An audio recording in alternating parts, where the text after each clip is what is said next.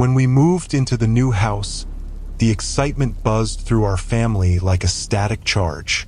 The old Victorian had charm and character, with its creaking floors and vintage wallpaper, but it also had an air of mystery that felt both thrilling and unnerving.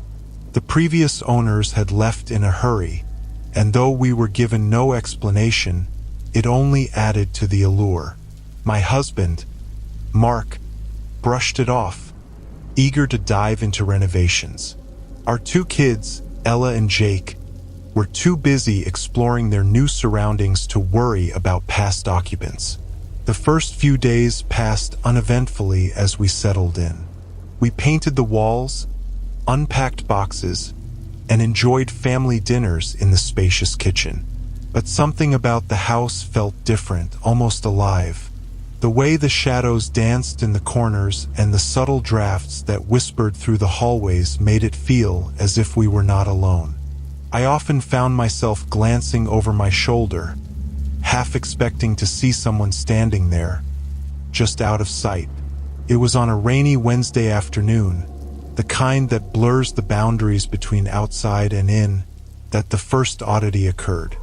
I was in the living room, organizing our bookshelves, when I heard a faint sound, a child's laughter echoing from somewhere upstairs.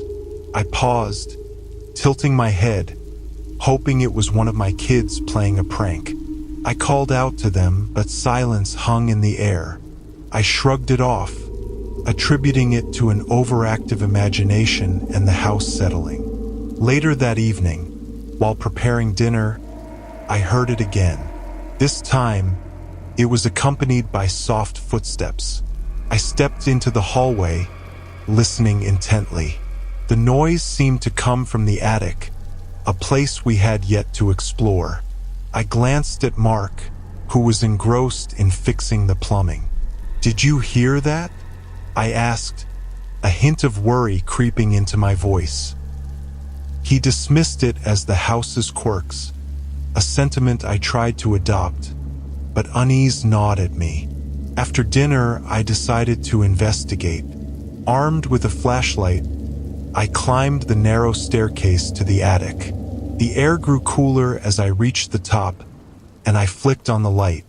Dust motes floated lazily in the beam, and the wooden beams creaked under my weight. Old trunks and discarded furniture filled the space, remnants of lives once lived here. My heart raced as I scanned the room. The laughter was gone, replaced by an unsettling quiet.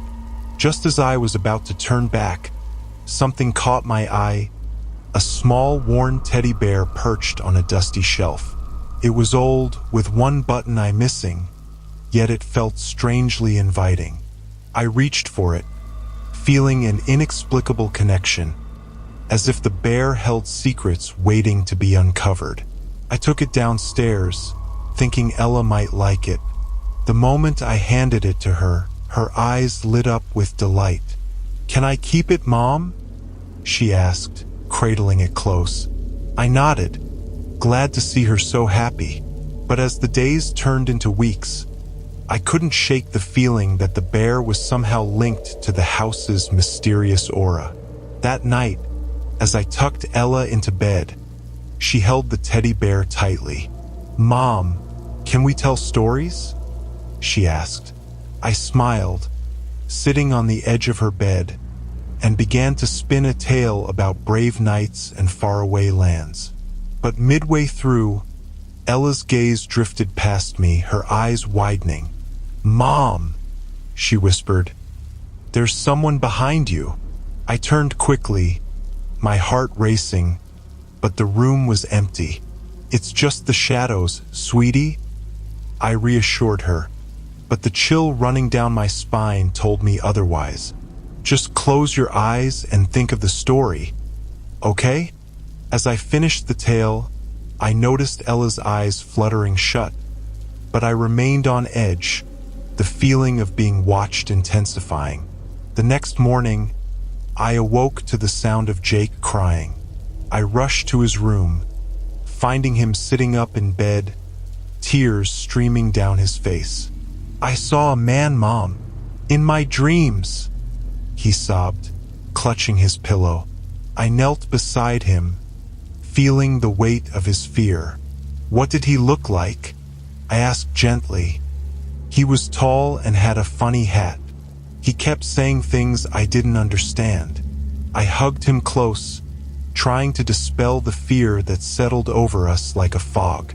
As the weeks passed, the odd occurrences escalated. Mark and I began hearing whispers late at night, barely audible but persistent. I often caught glimpses of shadows flitting past doorways. I tried to convince myself it was just my imagination, but I could see the unease in Mark's eyes, too. He insisted we should investigate the history of the house, and so we began digging. We learned that the house was built in the late 1800s and had a long history, including several owners who met tragic ends. One family, in particular, had a young boy who went missing under mysterious circumstances.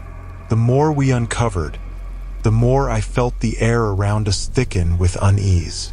Each night, as the wind howled outside, the house seemed to breathe with a life of its own. Ella's attachment to the teddy bear grew, and she often spoke to it as if it were alive. "He says he likes it here," she told me one afternoon while playing in the living room. My heart sank.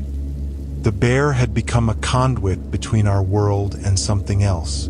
I tried to brush it off, but it gnawed at me. One evening, I found Ella in her room, staring intently at the wall. "What are you looking at?"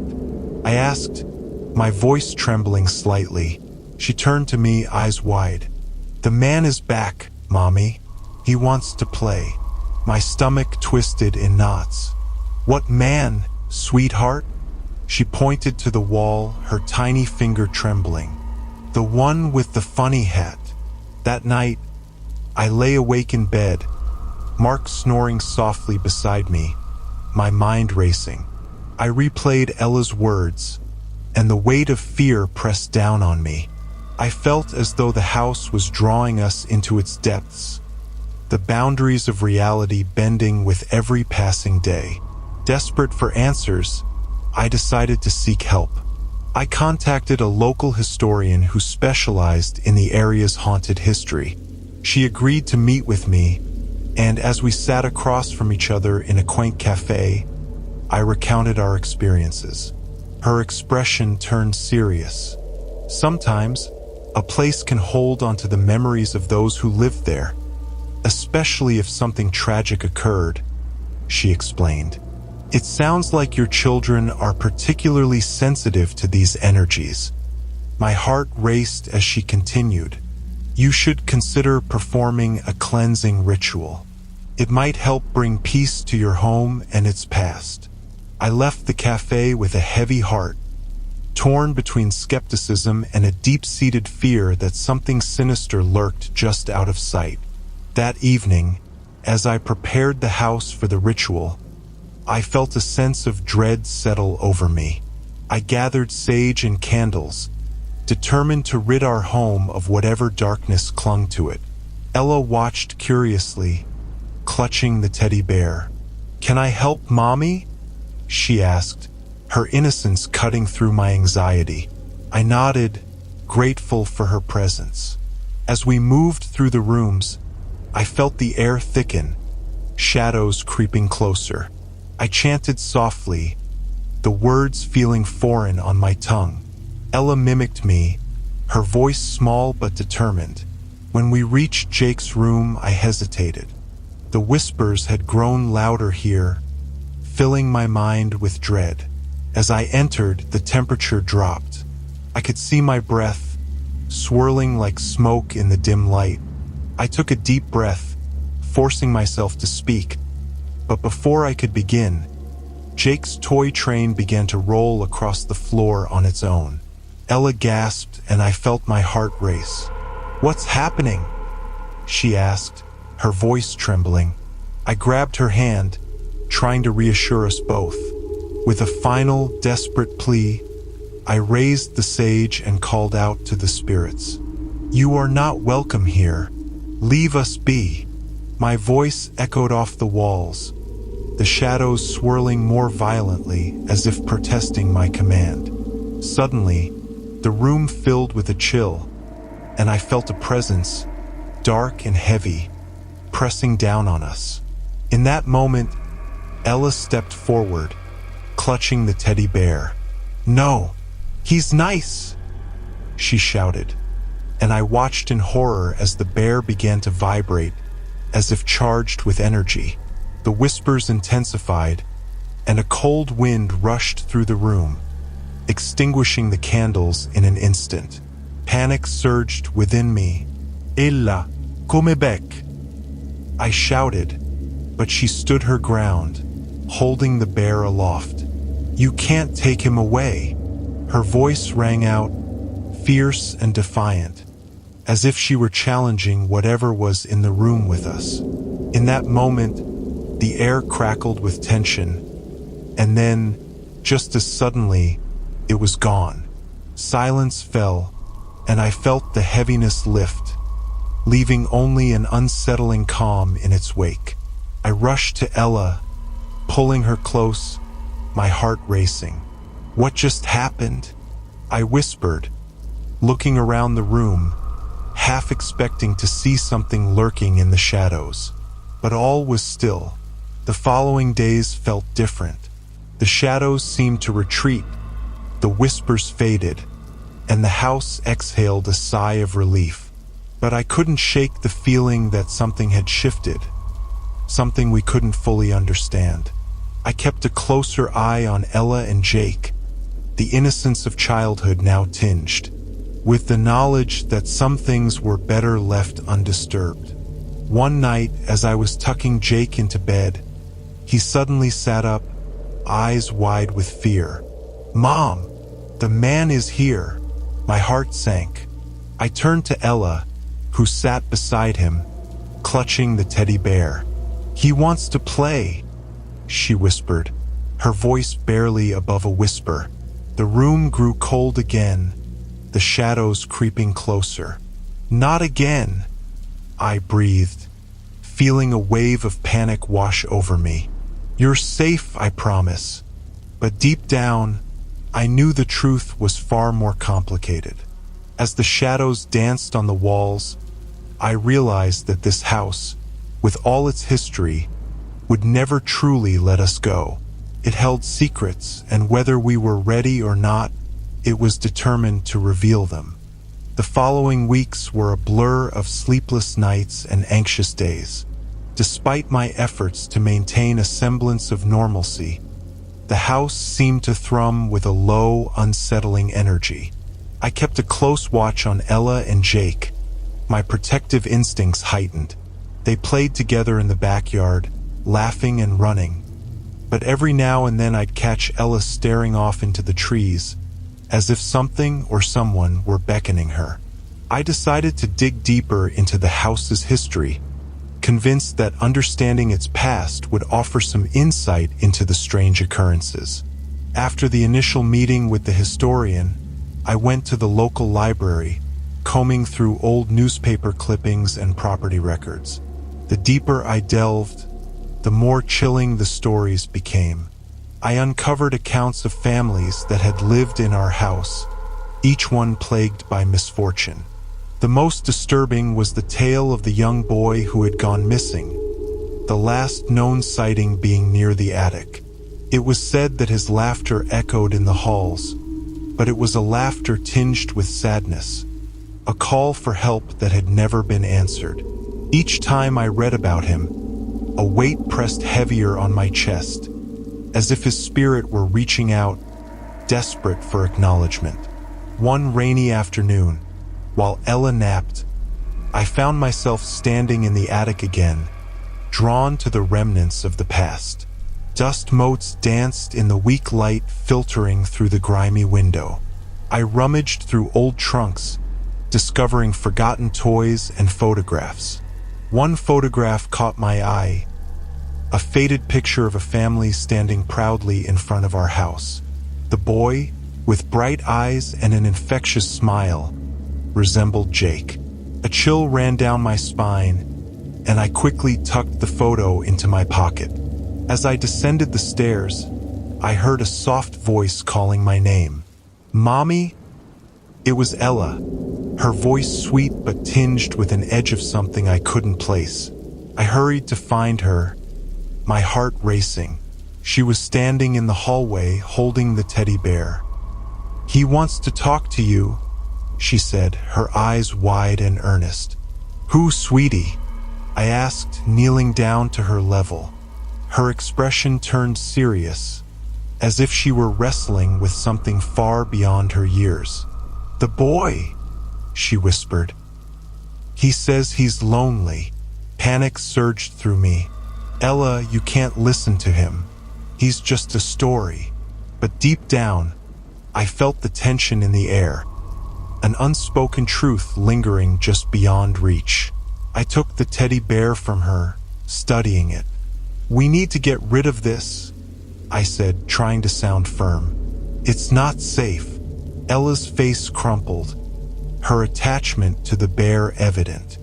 "But he's my friend," she protested. "He's nice. He just wants to play." The next day, I decided to confront my fears head-on. I called the historian again, desperate for guidance. We agreed to meet at the house that evening, under the pretense of a house tour. As the sun dipped below the horizon, painting the sky in shades of orange and purple, I felt a mix of dread and determination. When she arrived, I led her through the rooms, recounting the strange events. Her expression grew grave as I spoke. "The house is trying to communicate," she said, "but it needs your help.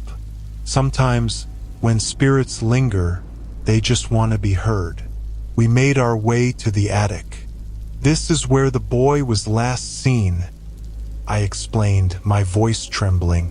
She nodded, a look of understanding in her eyes. "We should try to reach out to him," she suggested. "It may help both of you." I hesitated but ultimately agreed. We gathered a few candles, setting them in a circle on the attic floor. The historian led the way, her voice steady and calming as she began to speak to the spirit. I felt the temperature drop, a chill creeping around us. I closed my eyes, willing myself to remain calm, even as the shadows seemed to pulse with anticipation. "Is anyone here?" she called, her voice echoing in the stillness. "We mean you no harm. We want to help." Silence hung in the air, heavy and charged. I could almost hear my heartbeat thumping in my ears. After a few moments, a soft wind swept through the attic, flickering the candle flames. I opened my eyes, my heart racing. "What do you want?" I whispered, feeling a sense of desperation. The historian urged me to speak aloud, to give voice to my fears. "We're listening," she said gently. As if in response, the teddy bear on the shelf began to rock slightly, an almost imperceptible motion. Ella's voice broke through my thoughts. "He's here!" she exclaimed, eyes shining with wonder. The historian nodded, encouraging her to speak. "What do you want?" Ella asked, her innocence cutting through the tension. For a moment, there was only silence, the air thick with anticipation. Then, in the quiet, I heard it. A child's laughter, soft and distant, but unmistakable. My heart clenched as I recognized it. It was the same laugh I'd heard before, echoing in the hallways, and it sent chills down my spine. "Can you tell us your name?" the historian prompted, her voice soothing. The laughter faded, replaced by a sense of sadness that enveloped us. Ella clutched the teddy bear tighter. "Is it okay if we keep him?" she asked, her voice small. "He's nice." A sudden gust of wind blew through the attic, extinguishing the candles and plunging us into darkness. I gasped, feeling a wave of cold wash over me. My instincts screamed at me to leave, to escape whatever force had been unleashed. The historian grabbed my arm, her voice urgent. "We need to go." As we stumbled down the stairs, I felt the shadows swirling around us, closing in. I could hear whispers, indistinct but full of emotion. I turned to Ella, who was still holding the teddy bear, her face alight with fascination rather than fear. "Mommy, don't be scared. He just wants to play," she insisted, and I felt a pang of dread. Once outside, the night air felt fresh and freeing, but I couldn't shake the lingering darkness of the attic. The historian glanced at me, her expression serious. "You need to be careful. Sometimes spirits can become attached, especially to children. It might be best to keep the teddy bear away from her for now." As the days turned into weeks, I took her advice to heart. I stored the teddy bear away in a box in the attic, hoping that would appease whatever spirit lingered. But Ella was not happy. "Where's my bear?" she cried, searching the house, her innocent desperation echoing through the halls. Jake, too, began to act differently. His once vibrant laughter was replaced with silence, his imaginative play overshadowed by a creeping sense of unease. He often stared into space, as if watching something invisible dart just beyond his reach. I felt the weight of the house pressing down on us, the shadows growing deeper with each passing day. One evening, as I was putting Jake to bed, he whispered, "Mom, can I have a nightlight? I don't want the man to come back." My heart sank at his words. "There's nothing to be afraid of, buddy. Just close your eyes and think happy thoughts." But I knew it was a lie. The house was not just a home. It was a keeper of secrets, and I feared what lay beneath its surface. That night, I lay awake, listening to the familiar creaks and groans of the house. I couldn't shake the feeling that something was brewing, an undercurrent of dread that seemed to swirl around me. I needed to confront the past, to understand what had truly happened here. I returned to the library, determined to uncover the truth. Hours turned into days as I pored over old records, my mind racing with the stories of loss and longing. The more I learned, the more I realized that the boy's disappearance was not an isolated event. There were whispers of other children, missing from their homes, their laughter forever echoing in the halls of our house. Finally, I found a newspaper article detailing the boy's disappearance in vivid detail. It mentioned a search party, neighbors coming together in hope, only for that hope to fade into despair. The last known sighting was near the very trees in our backyard. My stomach twisted as I realized the implications. The house had become a magnet for grief, drawing in the lost and the lonely. Determined to put an end to this cycle, I sought out the historian once more. "We need to perform another cleansing," I insisted. "I think the house is feeding off the fear of the children." She nodded, her expression grave, but I could see the uncertainty in her eyes. We decided to do the cleansing in the backyard, a space that felt heavy with the weight of history. As we gathered supplies, I could feel a shift in the air, a palpable tension. Ella and Jake watched from the porch, their innocent curiosity mingled with unease. We formed a circle, the historian leading the way. I held Ella's hand tightly, trying to convey strength, but I could feel her trembling. As we began to chant, I felt the air thicken, the whispers rising in volume around us. Shadows flickered at the edges of my vision, darting just beyond reach. "Let go of the past," the historian urged, her voice steady and powerful. "You do not belong here." The wind whipped around us, almost like a warning. The children clung to me, their faces pale, and I could feel my own fear rising. Suddenly, a sharp crack echoed through the air, and the candles flared wildly. The laughter erupted, filling the night with a haunting sound, but it was no longer joyful. It was frantic, desperate. I felt Ella's grip tighten as she squeezed my hand, tears streaming down her cheeks. "Please, let him go," she cried out, her innocence piercing through the chaos. And just like that, the laughter faded, leaving a heavy silence in its wake. The shadows seemed to pull back, retreating into the darkness, but the air felt charged, as if the house itself were holding its breath. When we finished the ritual, the sense of oppression lightened, but a heavy sadness lingered. I knew we had not solved everything. The house still held secrets, but for now it felt peaceful. Ella looked up at me, her eyes wide with a mixture of fear and relief. "Can we go inside now?" she asked, her voice small. I nodded, taking her hand. As we walked back into the house, I couldn't shake the feeling that we were still being watched, the echoes of the past still lurking just out of sight. I led the children to their rooms, tucking them in tightly, whispering reassurances as I kissed them goodnight.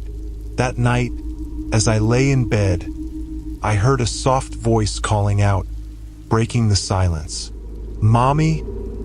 I froze, my heart pounding. It was Ella.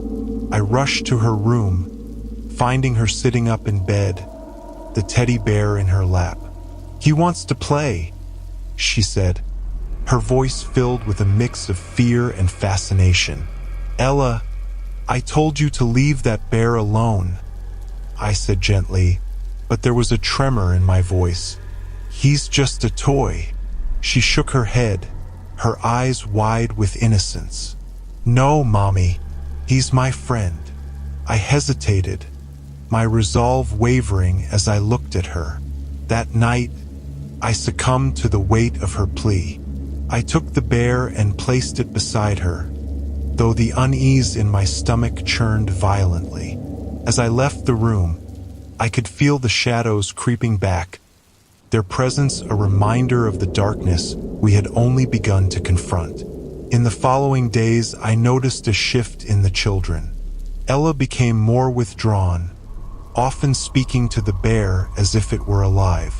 Jake, too, seemed to retreat into himself, his laughter replaced with a brooding silence. The house felt heavy with their unease, as if it were drawing strength from their fear. One evening, I found Ella in the living room, her eyes closed, cradling the teddy bear. She was murmuring softly, a lullaby I didn't recognize. I felt a shiver run down my spine. "Ella, sweetie, what are you doing?" I asked, my voice shaking. She opened her eyes, smiling dreamily. "He says he's happy here, Mommy. He likes to sing." I felt a wave of dread wash over me. "What do you mean, he sings?" I pressed, hoping for a logical explanation. "He sings about the trees and the boy," she said, her voice light and airy. I swallowed hard, fear gripping my heart. "Ella, I need you to listen to me. You can't talk to him anymore. He's not real." Her smile faltered, confusion flickering in her eyes. "But he is real, Mommy. He's my friend." I felt tears prick my eyes, desperation clawing at me. I pulled her into my arms, holding her tightly. "I love you, sweetie, but we have to let him go." That night, I laid awake, thoughts racing. I needed to confront the boy's spirit once and for all. The house was not just a home. It was a vessel of grief, and it was time to break the cycle. I resolved to return to the attic, to confront whatever lingered there, to free the lost souls tied to our home. As I stepped into the attic once more, I felt the air shift, a weight pressing down on me. The shadows curled around the edges of my vision, whispers swirling in the darkness. "You're not welcome here," I shouted, my voice trembling but firm. "I'm here to help."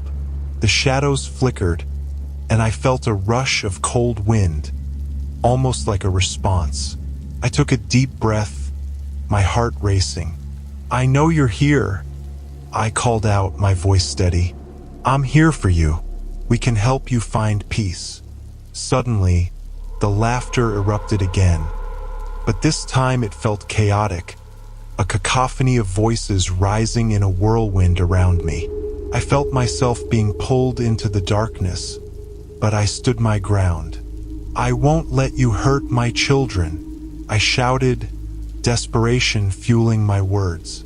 In that moment, I saw him, a figure standing just at the edge of the shadows, the boy from the photographs.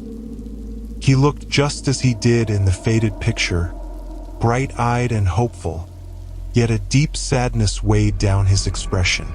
"Help me," he whispered, his voice barely audible. "Tell me how," I pleaded, my heart aching for his pain. The shadows swirled around him, closing in like a shroud. "I want to play," he said, his voice tinged with longing. "But I can't leave." "Then let me help you," I cried, tears streaming down my face. "You're not alone anymore. We're here for you."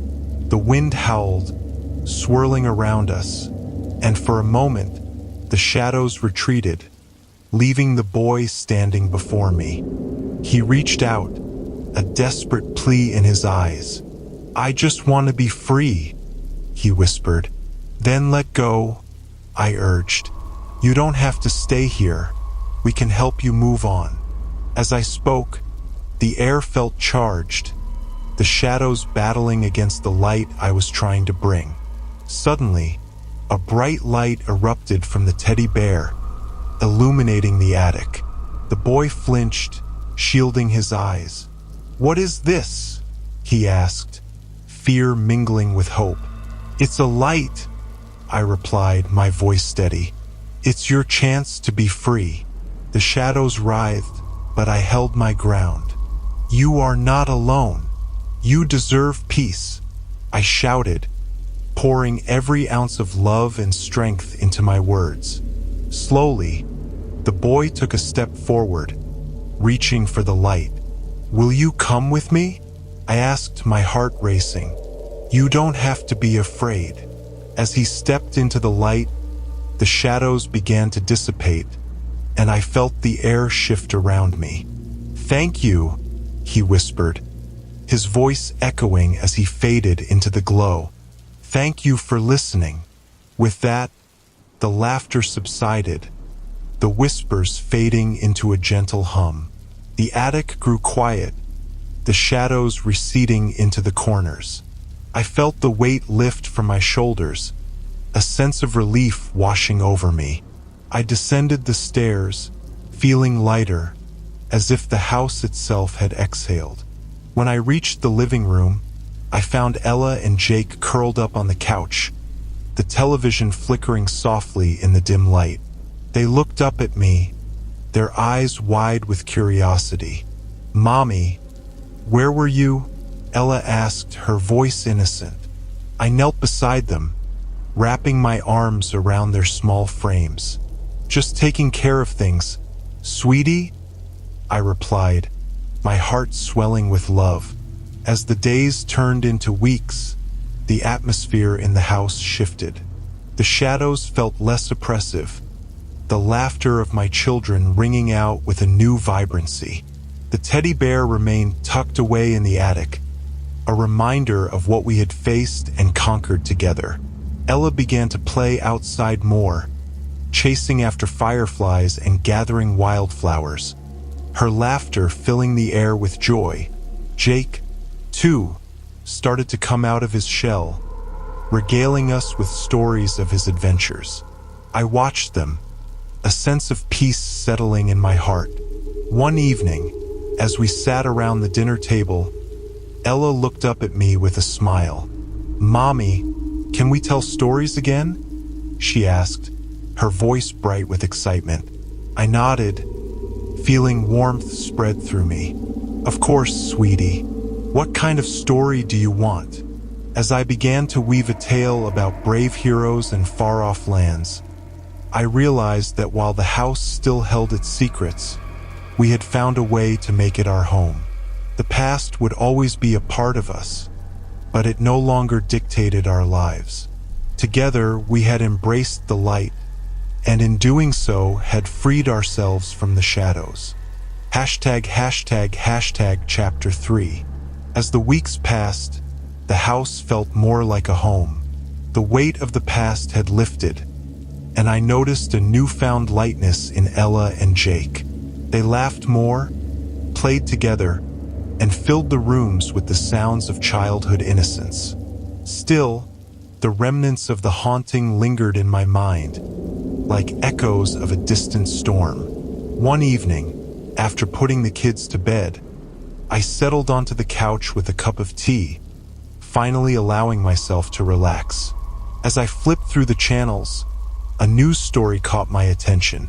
It was about a local initiative to preserve old homes, including ours, highlighting the history and the families who had lived there.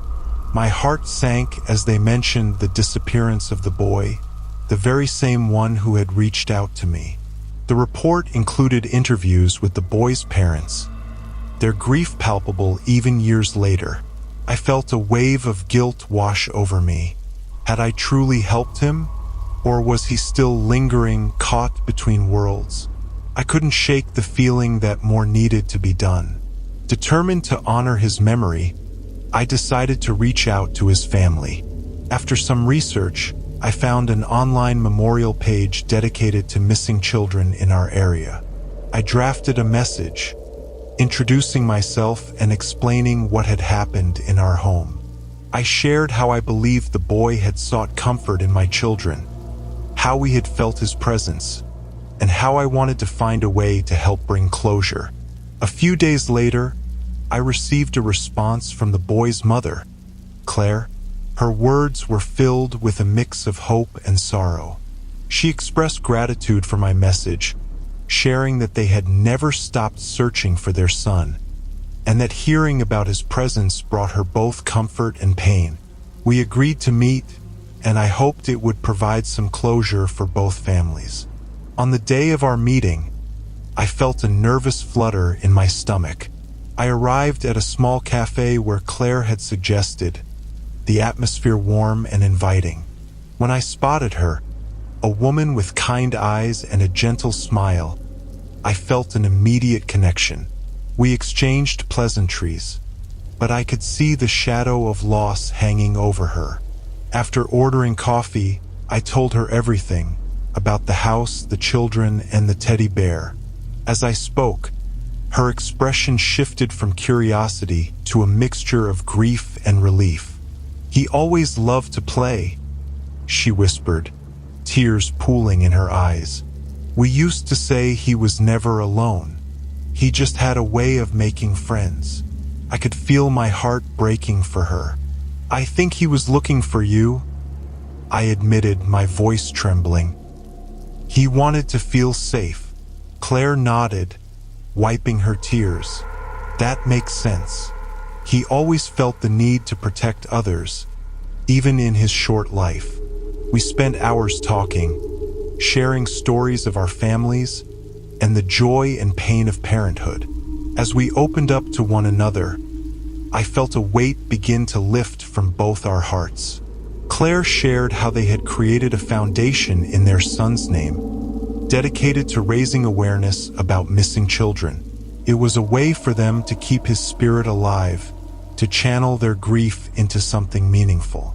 By the end of our conversation, I felt a sense of closure wash over me.